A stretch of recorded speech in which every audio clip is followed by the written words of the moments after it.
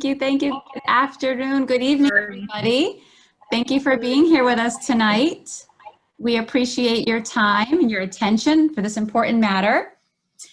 We're going to begin in just a moment. We have roughly 67 participants joining us now, and I want to be sure everybody has had a chance to get in. This technology can sometimes be challenging for all of us, and it's nice to just give a few moments to let everyone get settled. Our presentation is anticipated to last roughly an hour. We do have a lot of information to share with you, and we want to make sure that we're going through it thoroughly with you. So please bear with us. If for any reason you need to step away or end the meeting short, we are going to be recording this and posting it to our website and to the district's website as well. So you can always go back and view that. I'm going to ask that everybody make sure that your speaker is muted. I also have Miss Jennifer Delaney, who is our site director, here today as a moderator. So she'll be assisting with, monitoring the questions that might come in the chat, and also just making sure that we all stay muted so that we can get through this in a timely manner with very minimal interruption. I want to thank you in advance for submitting your questions, utilizing the Google form. That was really helpful. Your insights are invaluable, and you've really helped me to think through really, truly every aspect of this plan. And so your input is always welcome and valued. I want to just turn this over for a quick moment to let Ms. Jennifer Delaney, our site director, say hello. And she also has a message for our Spanish-speaking families as well. You're muted. Thank you. I was so worried about making sure I'm admitting everyone in. I forgot to unmute myself. Hi, everyone. It's nice to see you all again. I appreciate you joining us today. We have a lot of information for you, as Mrs. Guerra said. I want to definitely speak to my Spanish-speaking families real quick. Hola, ¿cómo estás hoy? Voy a poner un video como esto, pero en español para nosotros, para tener la información en ustedes idioma. Y voy a hacer eso más tarde en la noche, ¿ok? Bueno, y si quieres estar aquí con nosotros en inglés, queda con nosotros y también puedes ver el otro más tarde, o si no quieres esperar, puedes hacer otra cosa y más tarde cuando señora Guerra mande lo correo electrónico, tú puedes ir al enlace para verlo. Thank you so much. Good. We're all set. Great, thank you. And again, I'm Mrs. Guerra, your new principal. I'm so honored and pleased to be a part of the Brookside community. Everybody that I've interacted with thus far has just been truly wonderful and welcoming and kind. And so I appreciate all of that. So let's go ahead and begin. I do want technology.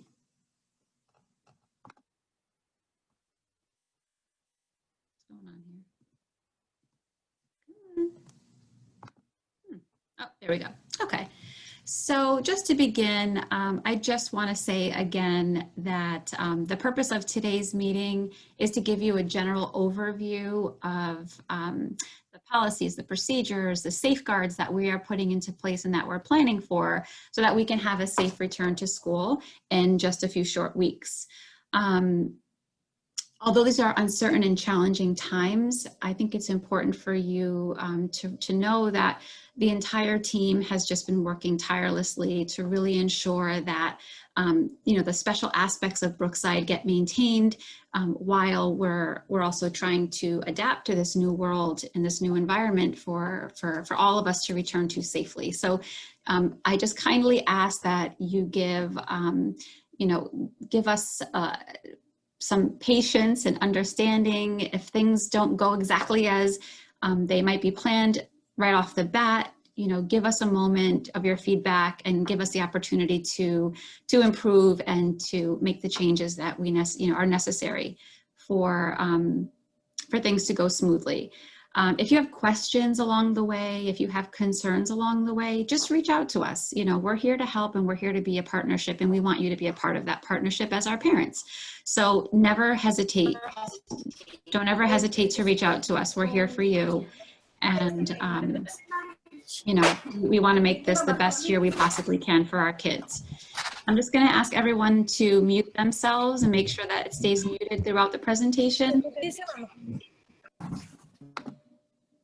Okay, I wanted to share some of the, thank you, Ms. Delaney. I wanted to share some of the enrollment form survey information with you, just so you have some of that data. Our current remote enrollment by grade level is shown here on the screen. You'll notice that our youngest learners in kindergarten, we have the highest return of them coming in person. And then the numbers start to increase for remote as the grade levels and the ages increase. So you'll see in 4th and 5th grade, we currently have about 45% of that grade level opting for remote learning, okay? And we ask that the entire community plays a part in ensuring the safety of all of our community members. You know, we just ask that you're very mindful about interacting with anyone that might be sick, avoiding touching your eyes and your nose and your mouth. Practice that social distancing, especially when you're on campus here. You know, give that space between family groups that's necessary.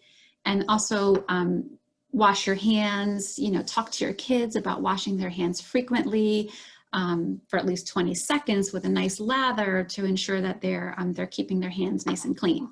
Masks are going to be required for all individuals on our campus. That means staff, parents, students. It is a requirement, and it's one that we're going to take very seriously, okay? Okay, so you should know that the district is going to be requiring all students to come to school with a completed daily parent checklist. That checklist right now is currently under revision. We did utilize it for Summer Academy and it went very well, but we've learned things since then, and you know, new guidance has come out, and so the district is working to update those forms, okay? We will send those home. Our hope or our plan is to send home some extra copies or some blank copies in the envelope with your child's classroom assignment letter. Those assignment letters will be in the mail on the 24th of August so that you will get them before the start of school. So you'll have a few copies to start off, okay? But every day we're going to expect every child has their completed form if they are coming to in-person learning.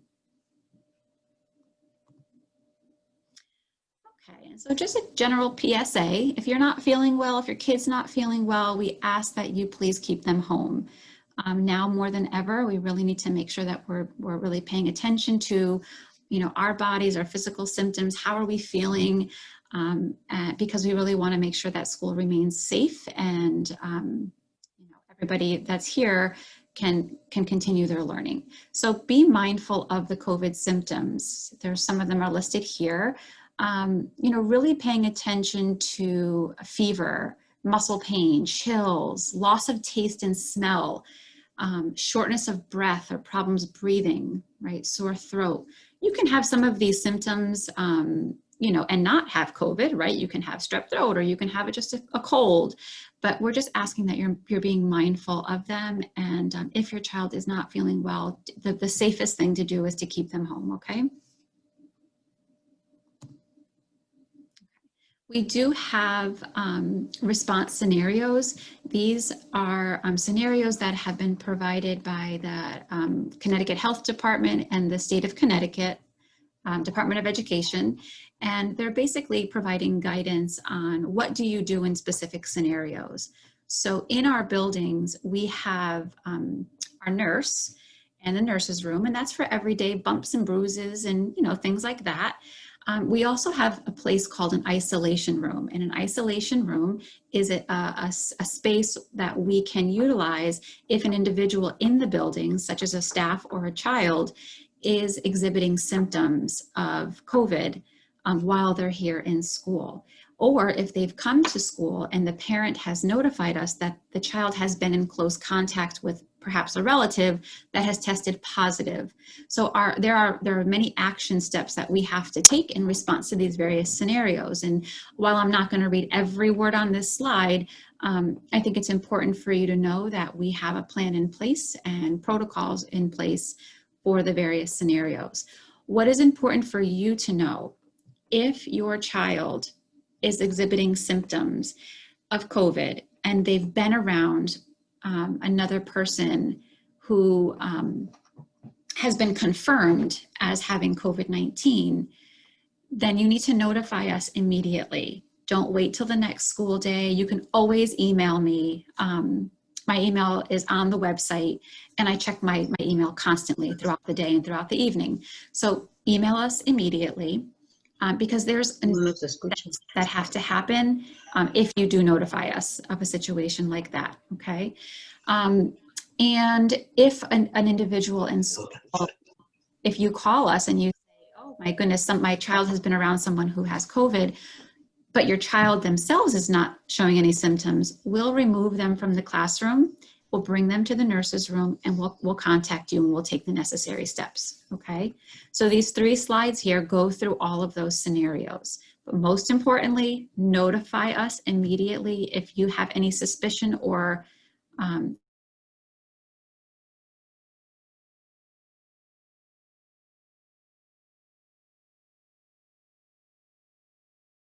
You're muted.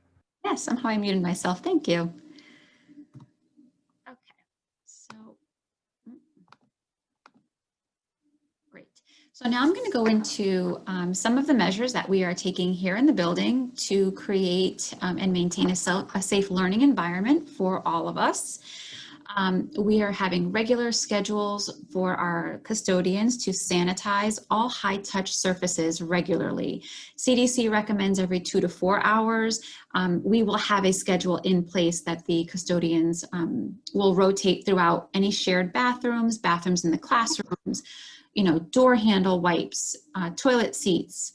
In classrooms, we'll have procedures for wiping down the desks and keeping those clean.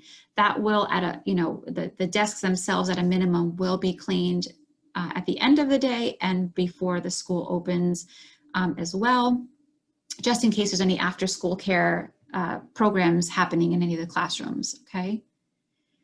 In the instance of preschool and kindergarten, where there may be, sharing of toys for development play and for exploration and for learning at those grade levels, we are having our teachers implement procedures for sanitizing those items in between use.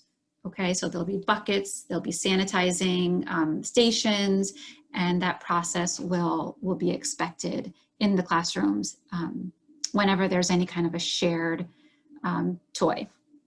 Okay. All right, so the other thing we have is one-way traffic patterns in our hallways. So you'll see shortly the plan for students entering and exiting the building. We have signage throughout that will direct them to continue in a one-way pattern so that they're not crossing and grouping together while they're transitioning. We have specific entry and exit points for arrival, recess, and dismissal.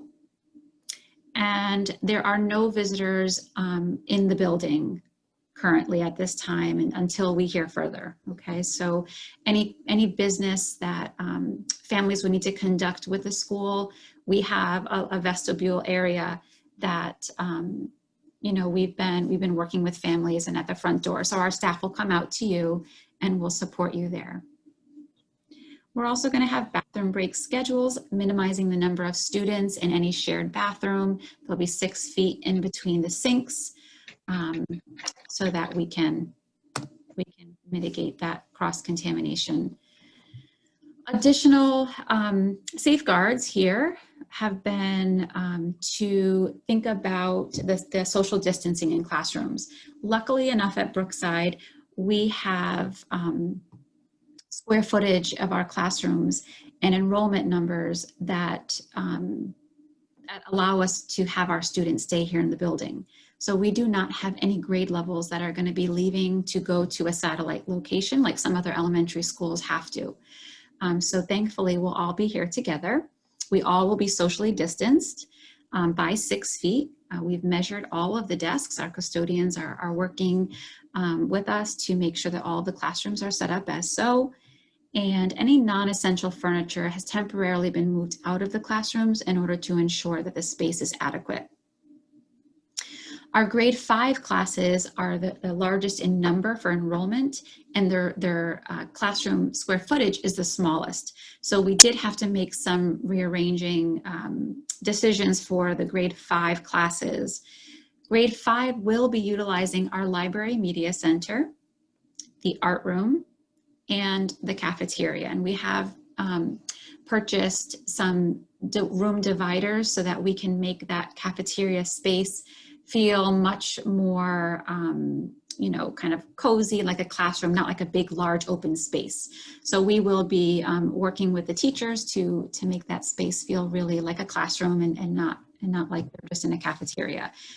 We're trying to make the best of the situation. Our spaces do have air conditioning, technology, and they will also be outfitted with the ventilation systems that the district spoke of in their presentation as well. Okay, we are cohorting our students, which means that we're keeping groups of students and staff together for predetermined periods of times.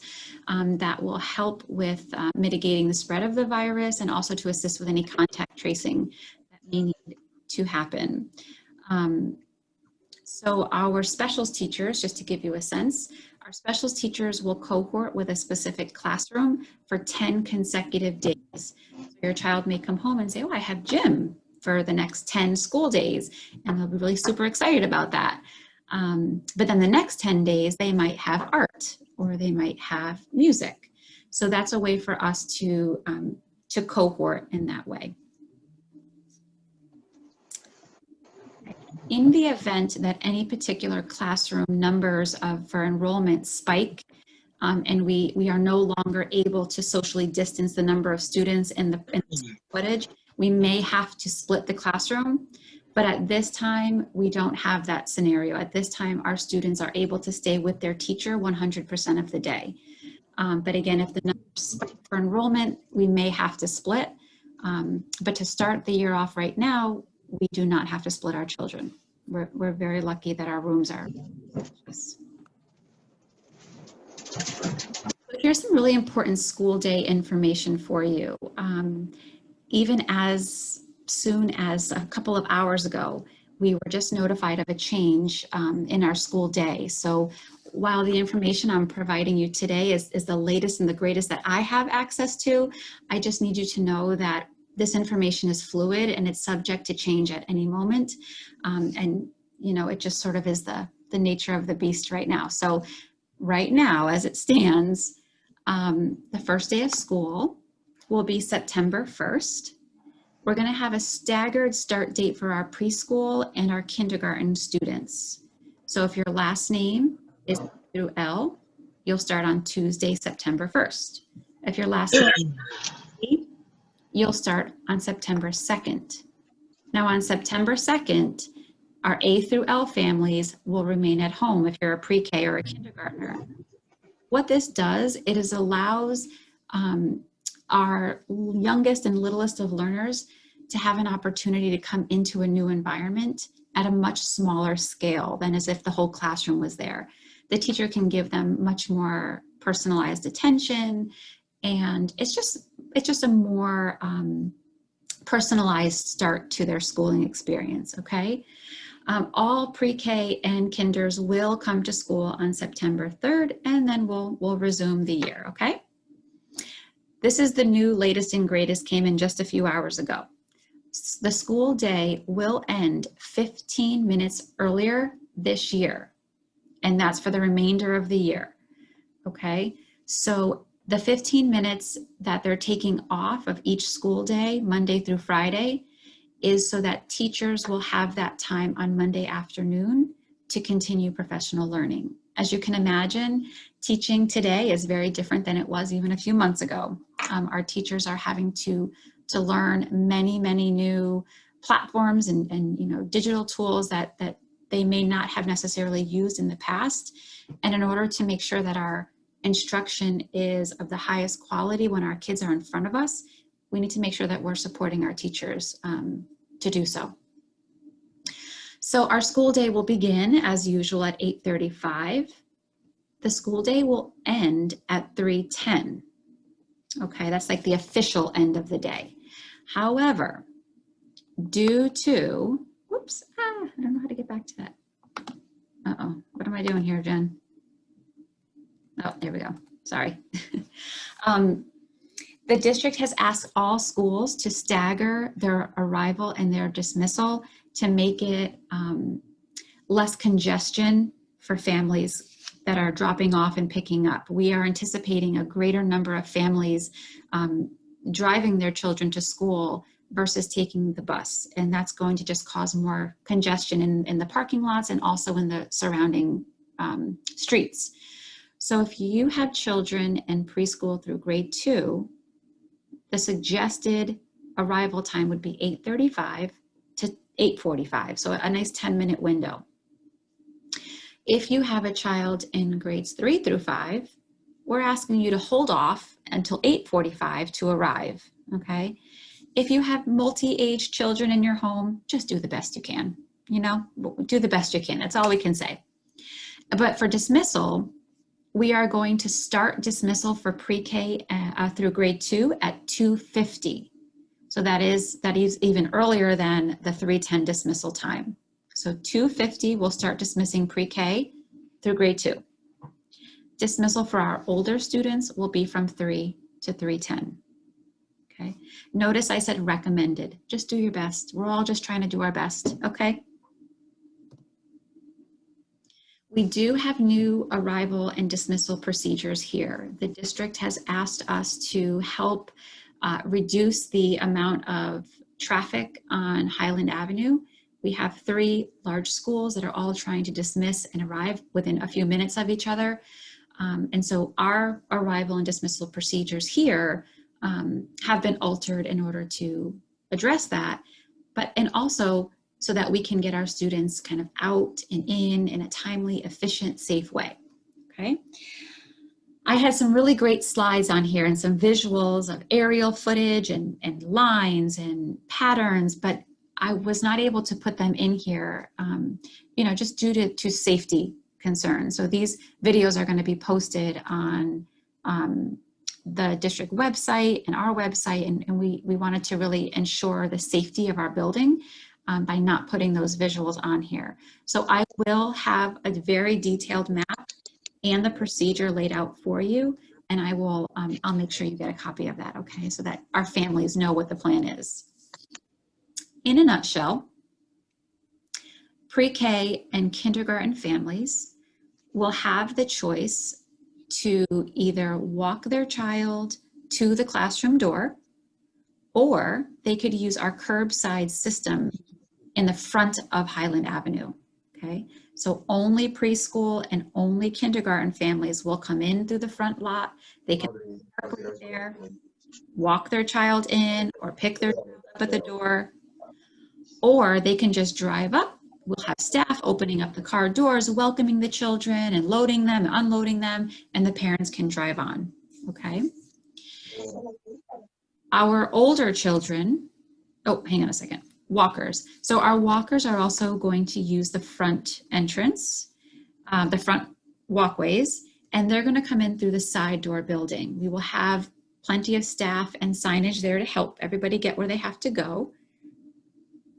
And our bussers are going to use the main entrance when they get off the bus. We ask that our parents that are escorting walkers to adhere to the social distancing guidelines, wear a mask, keep your child with you at all times, and really try not to congregate together in groups. We really want to make sure that we're modeling for our students how important it is to stay socially distanced and follow the guidelines. Okay. So our grades 1 through 5 students, they are going to be entering and exiting the building from Michael Street, the back parking lot. Okay.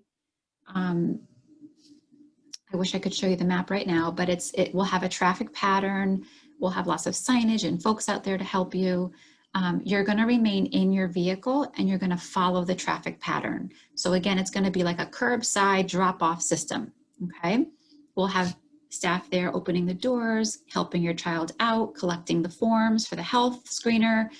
And then in the afternoon, we'll have them help them get into the car and have you get off on your way. Okay. Something that's going to be new is that every family is going to be issued a car tag. Now, other elementary schools in the district do this as well. It's basically a nice hard plastic tag that you hang in your rear view mirror. And it shows us what number you are. So as you drive into the back parking lot for dismissal, we're going to be notifying classrooms of what cars have arrived so that they can prepare getting the children ready and out to the curbside for you. Now, I am in full awareness, I think we all are, that the first few days of this, it's going to be hairy. It's not going to be perfect. It's probably going to take longer than it's going to take ever. So we ask that you please just be patient with us. You know, try to be empathetic to the situation that we're trying to manage, you know, so that your child is safe, and just work with us. I can promise you that after a couple of days, when we all get into the groove and we all know what to do, it's going to get better. But you have to realize that students can no longer congregate in the gym or in the cafeteria and wait for their parent, right? We can't have large groups of numbers of people compacted together. So your child's going to be in their classroom. They're going to be packed up and ready to go. They're going to see your number on the board. Oh, mom and dad's here, grandma's here, whoever it is. And then they're going to have to walk from their classroom down to the back parking lot. Okay, so just please understand that we have some challenging situations that we're going to get through, but we just need your help and your assistance and your patience. Okay. On August 25th, I am going to be inviting families, any family that plans on picking up or dropping off their child, to come to school, pick up your car tags, pick up the detailed map, ask me any questions you want to ask me about dismissal or arrival, and you'll have the written plan. So in case you have a babysitter or, like I said, a grandparent, husband or wife, you'll have 2 tags per family, so you can give it out to whoever you want to. Within your family, and you'll have the directions for what to do, okay? So stay tuned for more information on that. I'm gonna come up with a staggered schedule so that we don't have a lot of families showing up at one time. Okay, and so transportation on the bus. Students have to wear a mask at the bus stop and on the bus. We're gonna be loading the bus from the back to the front. Kids will have assigned seats based on their pickup location and drop-off location. We'll be unloading the bus when they arrive here from the front to the back, and that will help to stop any crossing of paths, okay? As I mentioned, busers will use the front door to enter, and I've been told that letters will be sent home to families with your specific bus stop information. They're not going to post them on the website. That may change, but that's what I've heard recently. If you are a family who chose remote and you want to come to in-person, that's fine. But the transportation department is requiring approximately 10 days of school, 10 school days to arrange for their bus transportation. Okay, so just keep that in the back of your mind if you're someone who wants to come back and do in-person learning, okay? All right, so this visual is just to kind of help you understand what the day in the life of your child might look like if they are an in-person learner at Brookside. Okay, so we have here, they're at home, they're filling out their checklist for their health, they're putting their mask, getting their mask ready. They're either going to the bus or in your car, possibly walking, they're arriving to school, they're washing their hands as soon as they arrive to the classroom. They're logging into their digital portfolio for the day.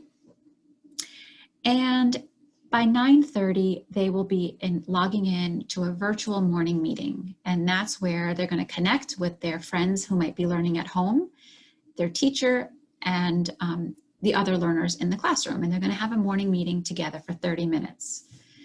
Then they'll go into their morning instruction. And our instructional day is going to include the usuals: reading, writing, math, science, social studies, and social emotional learning, okay? We are going to still be utilizing a gradual release of responsibility. So you're gonna have some direct instruction by the teacher. She's gonna teach you something, and then there'll be some practice, and then there'll be some independent work, okay? And that's a typical approach to our classroom instruction. Just before lunch, students will wash their hands. They'll have their lunch in the classroom. I'll talk a little bit more about that in a moment. They'll head out for some recess, and they will, this is actually cut off here, but they will come back in from recess. They'll wash their hands, and they'll get ready for their afternoon instruction. At approximately 2:50, we will start having kids pack up and get ready for our dismissal process that I just explained. So life is pretty normal for kids. Once they get here, this is normal for them. You know, they're used to this. This is what the day in a life might look like for a remote learner at Brookside, okay? So here, they're going to be logging into their digital platform to connect with their classroom at right around 9 o'clock. They're going to engage in their morning meeting with their fellow friends and their teacher, and then they're going to get into their morning instruction. They'll have their lunch at home.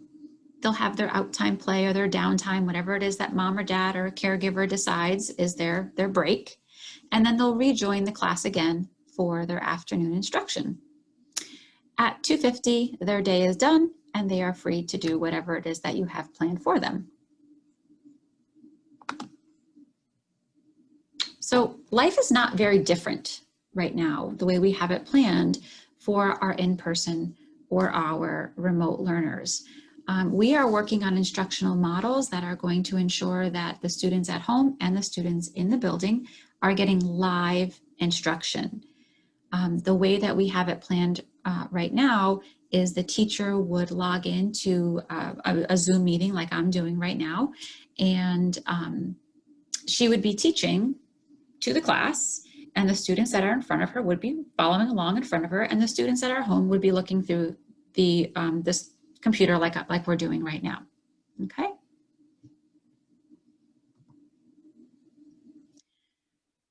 So, as I mentioned, parents have a choice. You can choose to send your child to school or to keep them home. It is completely your choice. There is no wrong choice. There is no judgment for your choice. I'm a parent and I have that choice to make too.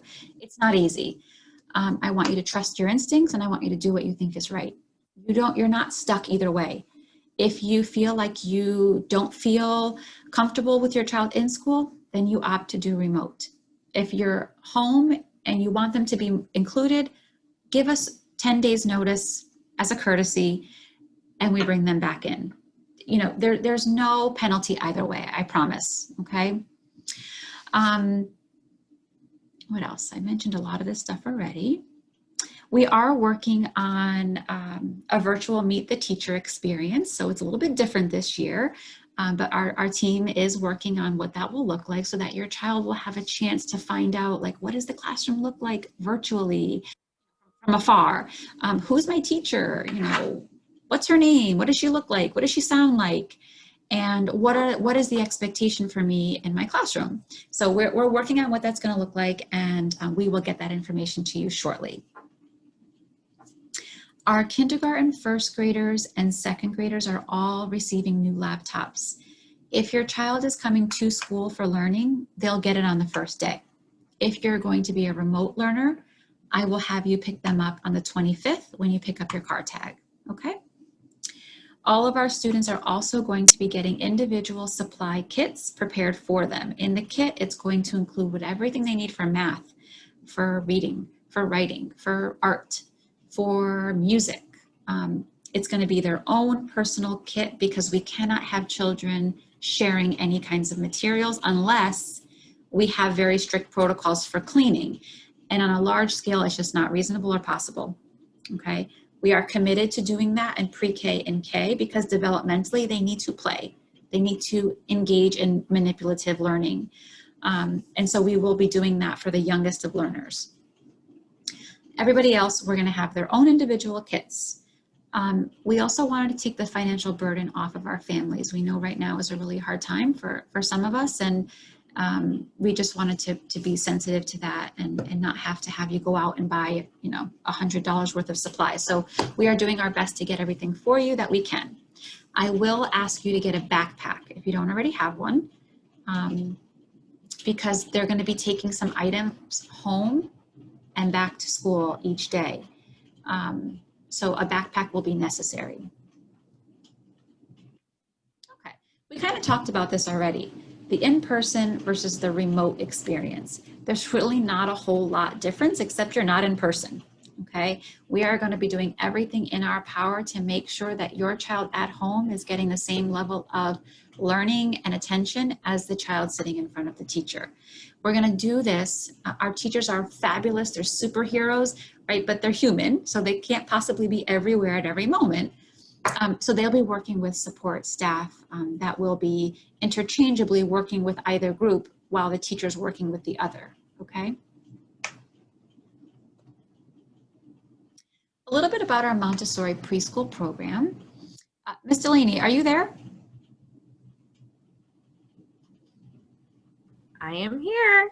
I'm gonna let you, I'm sure they're tired of hearing me already. I'm gonna let you jump Montessori. Do you wanna just speak to this slide? Oh, sure, of course. So the Montessori methodology is, you know, a very specific kind of programming and pedagogy that's used in the classroom. And I've discussed at length with Mrs. Guerra and our Montessori teachers and paraprofessionals about how we're going to maintain that in our social distancing day and age. So what we decided to do is so we could still fit all the students. We have 4 adults, and we are going to have a third overflow classroom because we're going to be having stations that are 6 feet apart in the prepared environment, but students will still be able to self-select activities. They're just going to have like a walking pattern on the ground on how to walk to the station that's open, which is what they would have been able to do without the social distancing. It's just that now they'll be doing the same kinds of activities just 6 feet apart from each other. And the teachers will be able to work with all the staff that they have and the cohort of those 2 classrooms to lesson plan on a daily and weekly basis based on student readiness for different kinds of skills and activities and what kinds of materials students are ready to use in that environment.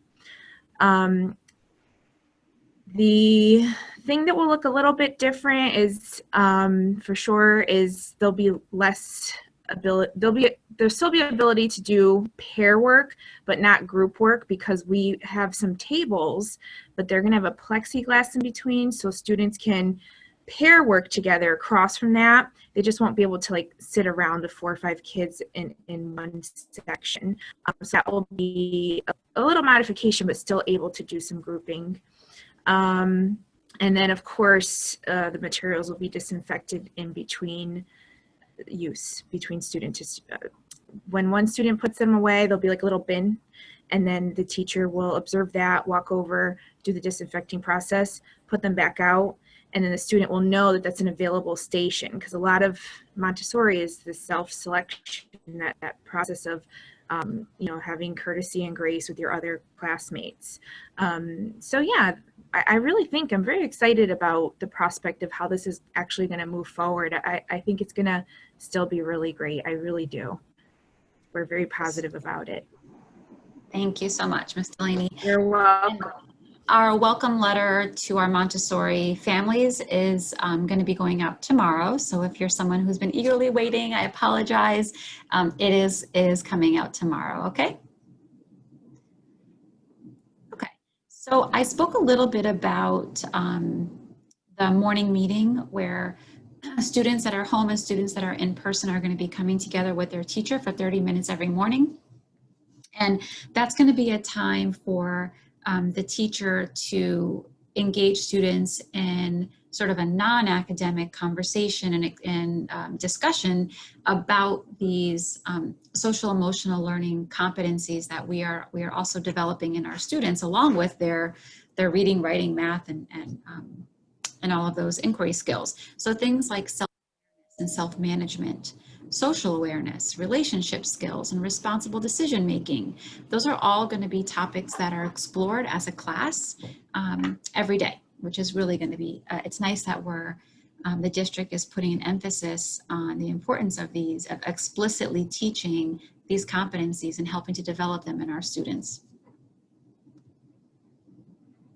So let's talk a little bit about recess and mask breaks. We know that students need to move, they need physical activity, fresh air. We know that masks are going to be a challenge for some students and for probably a lot of us to have a mask on all day long.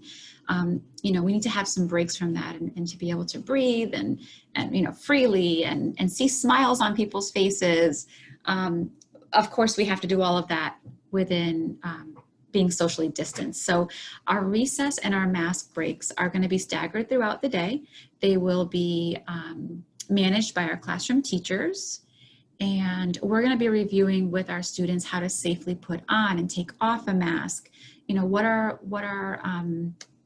some safe recess activities that we can do to still get that physical activity in, but maintaining safety as well. One thing that I have been encouraging families, and I'm going to get them for my own children, is this lanyard that you clip the mask onto. And it has this little breakaway clip here. That's for safety so that, you know, just make sure it could break away if it gets stuck for any reason. So it's not a typical lanyard. But the point is when a child is taking their mask on and off for a break or for lunch, we don't want them taking it off and then putting it on a potentially contaminated surface that might not have been cleaned yet. So using the lanyard, they would just take it off from the ear strings, I guess the ear strings you would call it, straps, and then it would lay down on their chest, and they could just pick it back up again and put it back on. If a lanyard is not something that you want for your child, you can also think about sending in a plastic bag or a paper bag that the mask could be put into while they're taking a break, so it's not sitting on a potentially contaminated surface. Okay, and we also don't want the kids touching the masks all over, so we'll show them how to just use the straps to do so. Classrooms will stay cohorted while they're outside, and teachers will use cones or chalk to delineate the area that they're going to be playing in. I had a nice slide to show you of all the areas on campus that teachers can utilize, but again, we couldn't post those today, so I will send that separately to just our families. Unfortunately, we are not permitting use of the playscapes or any kind of shared equipment at this time. And in the event of any inclement weather that we can't go outside, the teachers will still ensure that there are some activity breaks, brain breaks, mask breaks in the classroom, so long as we can maintain the 6 feet. Okay, so in-school dining. Our students will be eating in their classrooms. They will have prepackaged meals from our meal service, and we'll have lunch monitors assisting and monitoring the lunch waves in the classrooms. Students will be instructed to wash their hands prior to eating. We have sinks in the classrooms. We also have hand sanitizing stations in all of the classrooms. And one other, piece of mind would be to instruct or teach the children to put down a paper towel from the dispenser on their desk before they take out their meal. Again, just to keep it clean and safe. One very important thing to note here, this is going to be a change from the past, and so I want to make sure that you are aware of it and you understand why. There may be food restrictions in particular classrooms due to health and safety of members of the classroom. So for instance, my own children, my son is a peanut allergy child and my daughter is a tree nut allergy. So in their classrooms, they would have to, all members of the classroom would have to refrain from eating any tree nuts or peanuts. They can't even be brought into the classroom. If that is a situation that's going to impact your child's classroom, you will be notified. Any food that is brought in, you know, and it doesn't comply with what we're asking, it will be sent home in a Ziploc bag for you. So, you know, it is what it is right now. Unfortunately, we want to make sure everybody is safe. Okay, so please know, we're not making up all these things to drive people crazy, because that's not what we're trying to do. We're truly just trying to make everybody as safe as possible. And lastly, we have our Be Kind expectations that a team of our phenomenal Brookside teachers have been working on this summer. We have our Be Kind at Brookside campaign, and this is an acronym that we are going to be utilizing throughout the year when we talk to our students. We'll be utilizing this acronym of KIND to give feedback to students, and, you know, just using it as a reminder for all of us that during these times, it's especially important that we are kind to ourselves, that we're kind to each other. We take care of ourselves and take care of each other. We include others. So if we're noticing that somebody, you know, might be looking sad or down or lonely, that we check in on them. And that we as individuals persevere through times that might feel really hard and really tough. I'm sure as a parent, you know, you've experienced those moments as well. And we just want to remind you that, you know, we're a team and we're here for you, and we don't want anyone to give up on this, even when it gets really hard, and to just do your best. We're all trying to do our best. You know, some days my best is better than the day before, and sometimes it isn't. And so you just got to give the best you can each day, and, you know, appreciate that in others. Okay. I think that is the end of the slides. Yes, we have a couple of things I want you to be aware of. On the Brookside website, we now have a live Twitter feed that is running on the front page. I use that Twitter feed as a way to communicate with the broader community, our Brookside community. So you'll get up-to-date information right there on the front page of our website. So if you ever need anything, always check that website first. I will make sure it's current. And then teachers will be talking more about Class Dojo as a way for you to two-way communicate with them. There's some great translation features in there as well. And then Message Sender. I do all of my communication through Message Sender, through your email. If you're not getting the emails, or you know someone that is not getting them, please direct them to contact our parent liaison in the office, Ms. Lupino, and she will update the Power School with their corrected email, okay? You're gonna learn more, excuse me. You're gonna learn more shortly about Seesaw for our kindergarten through grade 2 students, and Google Classroom will continue as a 3 through 5 digital platform, and that's another way that teachers are going to be communicating with you and your child about their day's assignments and lessons and things to that nature. And with that, I just want to say thank you so much for your time. I'm excited and eager to meet all of you in person and your amazing kids. We have a really exciting year ahead of us, and we're going to get through this together, okay? Thank you all, and have a great night.